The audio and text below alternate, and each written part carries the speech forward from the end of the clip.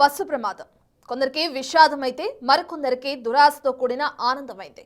దుర్ఘటనలో దహనమైన 19 మంది మృతులకు తలుచుకుంటూ వారి కుటుంబాలు తీవ్రంగా రోధిస్తుంటే మరికొందరేమో మృతుల బంగారం కోసం పాకులాడుతున్నారు.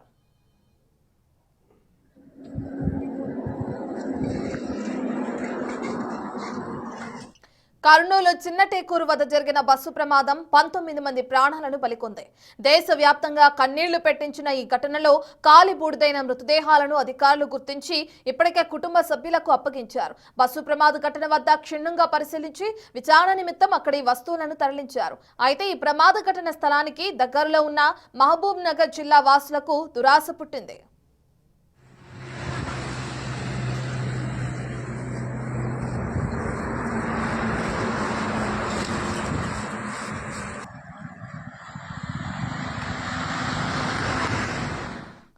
కర్నూలు బస్సు ప్రమాదంలో మృతదేహాలు పూర్తిగా కాలిపోయాయి. దీంతో వారు ధరించిన బంగారం, వెండి ఆభరణాలు సైతం మంటల్లో దగ్ధమయ్యాయి.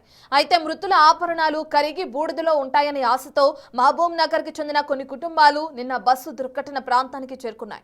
అక్కడి బూడిదను సంచుల్లో సేకరించి ప్రమాద స్థలం దగ్గర ఉన్న ఓ కుంట వద్దకు తీసుకువెళ్లారు. ఇక వాటిని నీటిలో కడిగి మరీ పరీక్షించారు. ఈ ప్రమాదం ఎన్నో కుటుంబాల విషాదం నింపితే వీళ్లు మాత్రం బంగారం, వెండి కోసం దూర ప్రాంతం నుంచి రావటం అందరినీ ఆశ్చర్యపోయేలా చేస్తుంది.